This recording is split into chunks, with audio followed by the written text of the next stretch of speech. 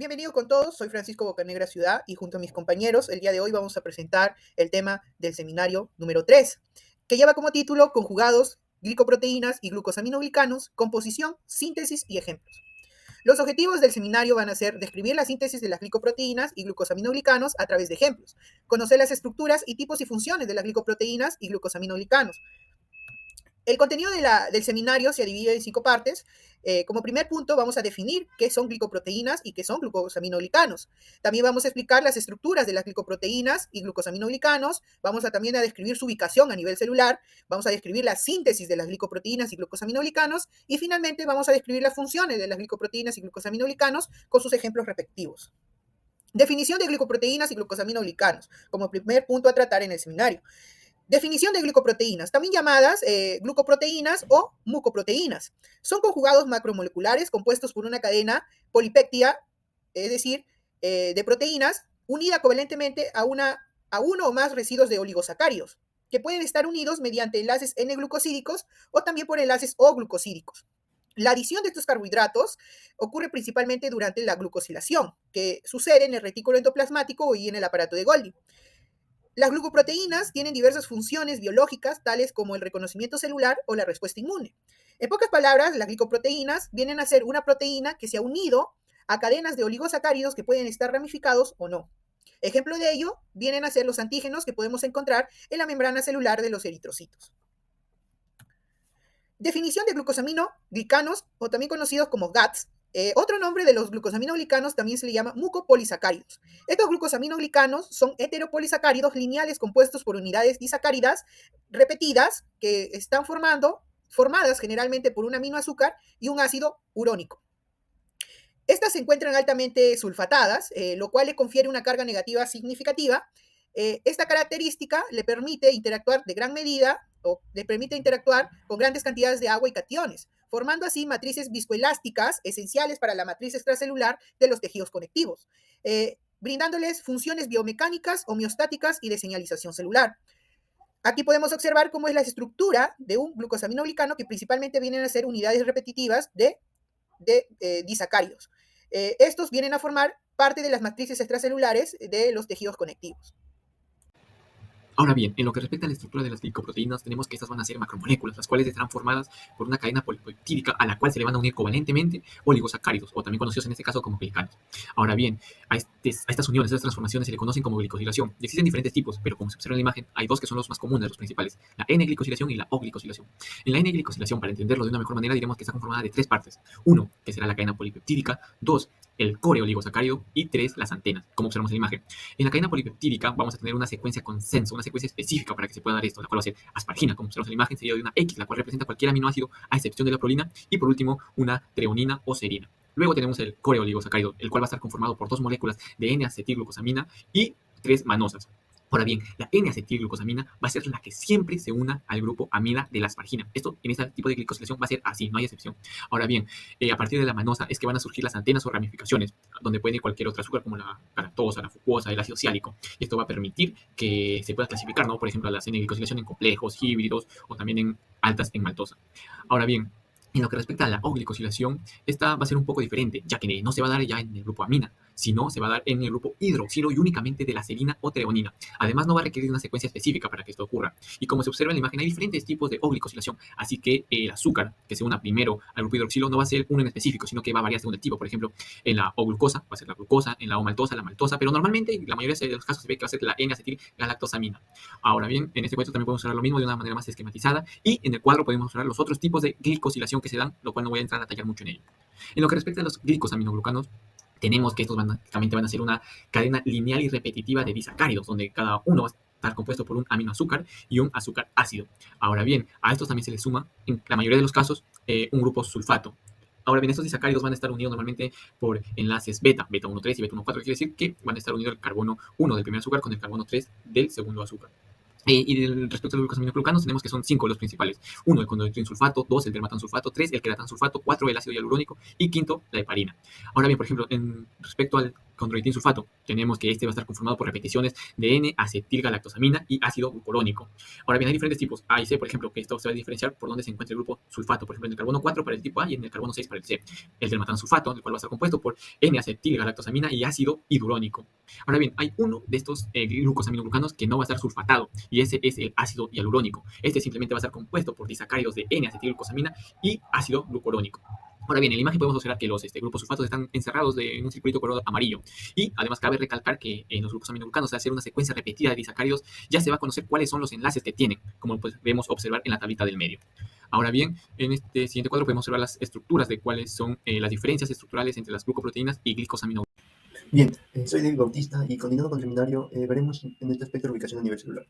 Bueno, pues básicamente estos glicosaminoglicanos y glicoproteínas se van a ubicar ¿dónde? Pues en dos sitios específicos, principalmente en la matriz extracelular, es decir, en el espacio que hay entre las células, para de esta forma pues ayudar, ¿no?, de diferentes funciones, por ejemplo, al soporte de las células y también a la comunicación celular.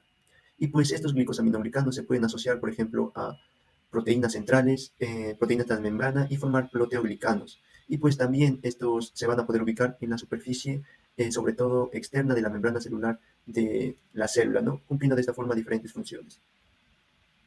En esta imagen podemos ver más detalladamente pues, la ubicación, ¿no? Por ejemplo, podemos ver los N-glicanos y los O-glicanos. Los N-glicanos que básicamente son glúcidos que están asociados por aminoácidos como la asparagina a su grupo amino del nitrógeno, ¿no? Y pues podemos observar cómo los glicosaminoglicanos son lineales y se asocian a proteínas transmembranarias, ¿no? De esta forma anclan a la célula a la matriz extracelular, permitiendo de esta forma muchas funciones.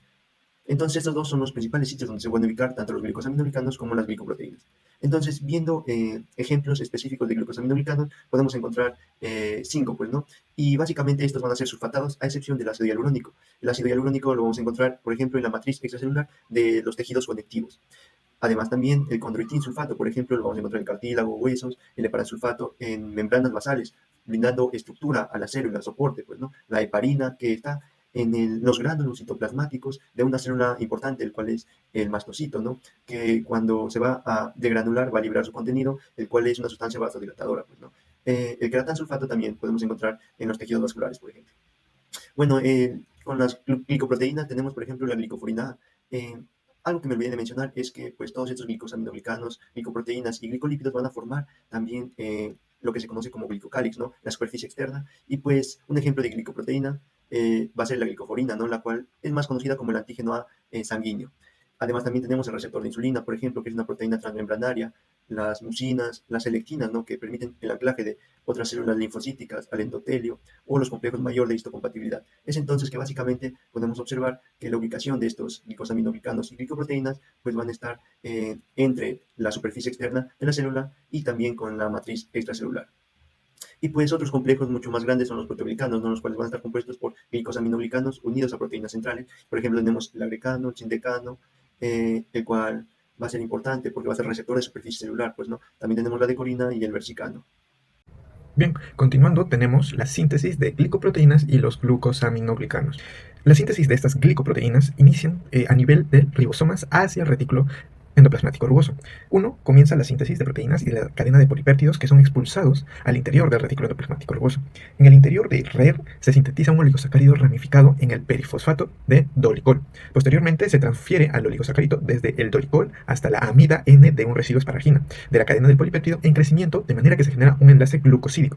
El recorte de la cadena de hidratos de carbono comienza a medida que la proteína se mueve a través del RER. Posteriormente, esta molécula es transportada al aparato de Golgi y acá se produce más recorte o adición de monosacáridos, de tal manera que se va a generar una glucoproteína más compleja, con una forma definida y con una función biológica específica. A partir de las cisternas del aparato de Golgi, a través de un sistema de endomembranas, ser transportado ya hacia la superficie celular, la membrana celular, o bien ser exportadas hacia la región extracelular.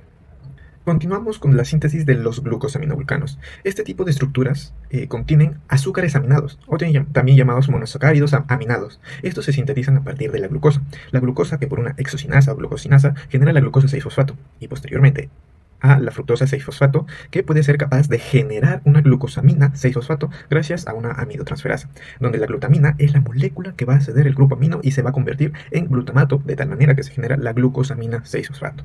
Esta glucosamina 6-fosfato, por acción enzimática, va a generar la glucosa 1-fosfato y por unión covalente de una molécula de uridín trifosfato puede generar el UDP-glucosamina. Este es la unidad base que va a dar origen a los glucosaminoglucanos. Por otro lado, la glucosamina 6-fosfato puede generar N-acetilglucosamina 6-fosfato. A su vez, esta molécula puede seguir dos caminos, en la cual para los glucosaminoglucanos nos va a importar la ruta que involucra la generación de la UDP-N-acetilglucosamina o su interconversión a UDP-N-acetilgalactosamina, ambos componentes importantes para dar origen a los glucosaminoglucanos y a las glucoproteínas.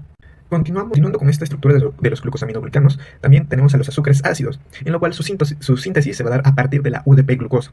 El ácido D-glucurónico es metabolizado en el hígado gracias a la síntesis de L-glulonato, a su vez celulosa, posterior a xilitol y generar la celulosa 5-fosfato, para que pueda ingresar a la vía de las pentosas fosfato y de esta manera conectarse a la glucólisis. Entonces, el ácido D-glucurónico es metabolizado en nuestro organismo. En otro tipo de organismos que no son primates, pueden estos organismos presentar una enzima denominada L-gulonolactona oxidasa, y esta enzima es capaz de convertir el ácido D-glucurónico en ácido L-ascórbico, una vitamina, que es la vitamina C en todo caso.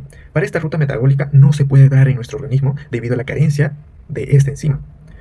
Por otra parte, el ácido D-glucurónico también puede generar ácido L-hidorónico gracias a la acción de la enzima hidronosil 5-espimerasa. En algunos casos se van a añadir grupos sulfato. Estos grupos sulfato provienen de la molécula denominada PAPS, o también 3'-fosfoadenosil 5'-fosfosulfato, que es catalizada por las sulfotransferasas.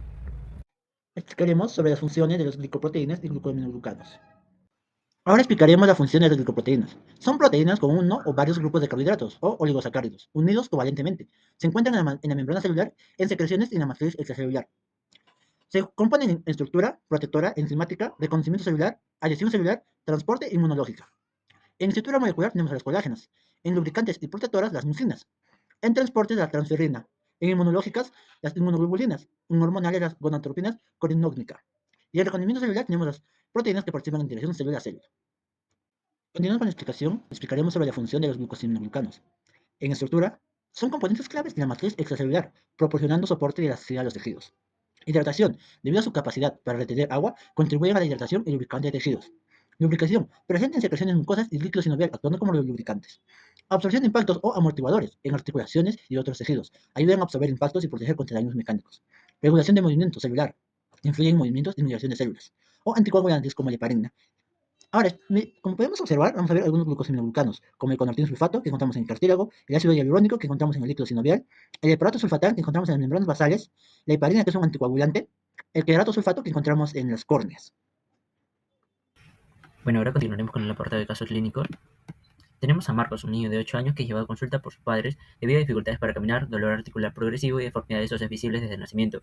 Desde temprana edad presentó luxaciones congénitas en rodillas y caderas, pero recientemente ha mostrado una curvatura normal en la columna y pérdida de movilidad en extremidades inferiores. Sus padres refieren que aunque Marcos se ha desarrollado de manera cognitivamente normal, su crecimiento ha sido más lento de lo esperado. Durante los primeros años de vida requirió múltiples intervenciones ortopédicas debido a su inestabilidad articular, lo que afectó su movilidad y su capacidad para realizar actividades cotidianas como correr o subir las escaleras.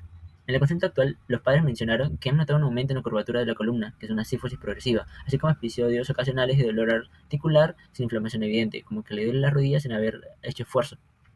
Bueno, vamos a ver una enfermedad en concreto, y esta enfermedad más que nada viene siendo un trastorno autosómico recesivo debido a una mutación genética en el gen CHST3. Este gen codifica una enzima que es la condroitina 6-off 0 o sulfatotransferasa 1, que es la C6-ST1, que media la sulfatación de los proteoglucanos, como el condroitin sulfato, que va a estar presente en las válvulas cardíacas, en el cartílago y en los huesos, para que pueda reaccionar con su matriz extracelular.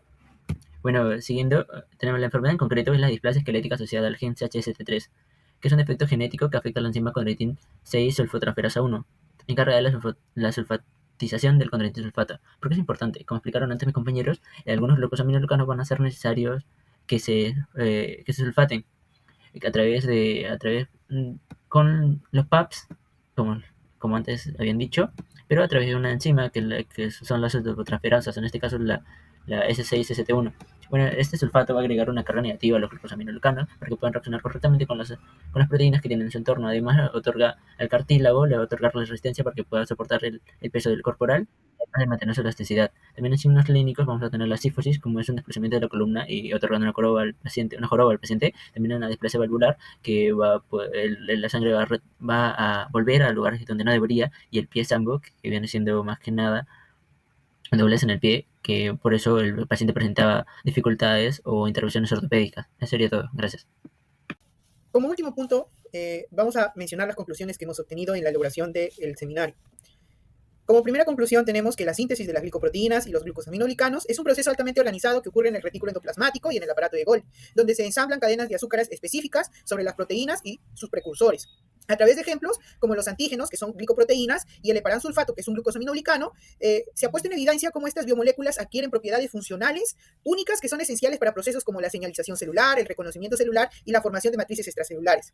Y la última conclusión es que el estudio de las glicoproteínas y los glucosaminoglicanos revela una diversidad estructural que se traduce en una amplia variedad de funciones biológicas de estas biomoléculas. Mientras que las glicoproteínas participan en el reconocimiento celular, la respuesta inmune y la comunicación intercelular, los glucosaminoglicanos destacan como su papel estructural, regulador, en los tejidos conectivos, la piel, el cartílago.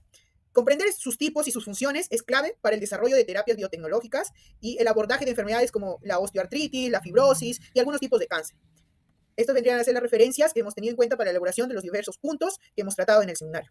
Gracias.